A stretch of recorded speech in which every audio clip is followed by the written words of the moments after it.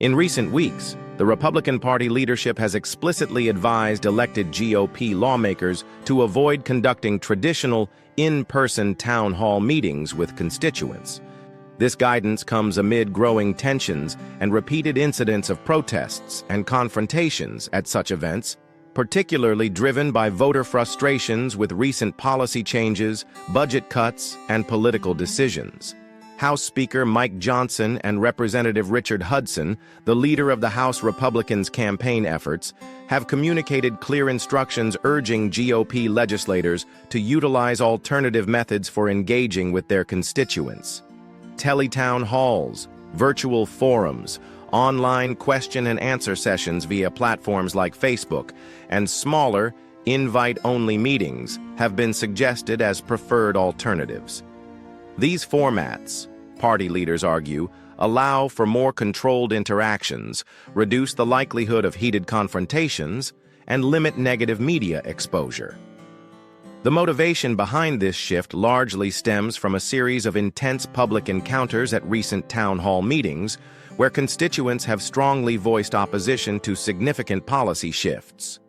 Notably, proposed cuts to social safety nets like Medicaid and other government-funded programs have fueled widespread frustration and anxiety. Many citizens have directly confronted lawmakers during these town halls, expressing fears about how these cuts will affect their health care, employment, and general economic security. Republican leaders have characterized many of these protests as orchestrated efforts by political opponents and professional protesters. They suggest these events have been co-opted by groups looking to generate negative publicity rather than engage in genuine dialogue. GOP officials have cited instances of town halls turning into viral media moments, creating lasting political damage. They argue that virtual and controlled forums help prevent these scenarios, allowing lawmakers to present policy positions without disruptions.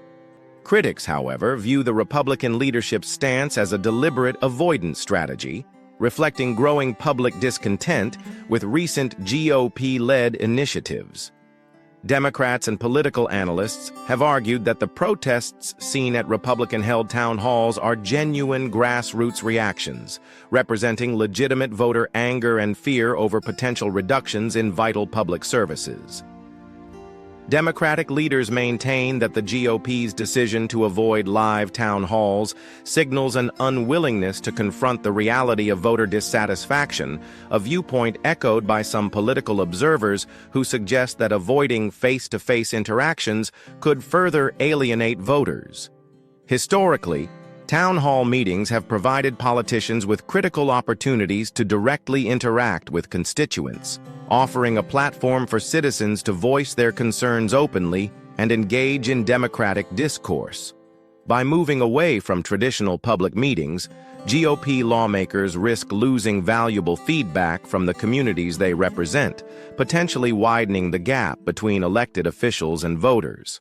However, proponents of virtual town halls argue that digital forums can still facilitate meaningful interactions without the disruptions and tensions that can characterize in-person events. The debate surrounding town halls highlights broader questions about democratic accountability and political transparency. As voters increasingly demand accountability on key issues like healthcare, fiscal policy, and economic security, political representatives face mounting pressure to balance open constituent engagement with managing public relations and media coverage effectively. Ultimately, the Republican Party's strategic shift in constituent engagement reflects deeper divisions and tensions within contemporary American politics. Whether this decision will bolster or weaken GOP lawmakers' relationships with voters remains to be seen. Yet, the move undeniably signals a new phase in political communication, where carefully managed interactions could redefine the traditional role of town halls in American democracy.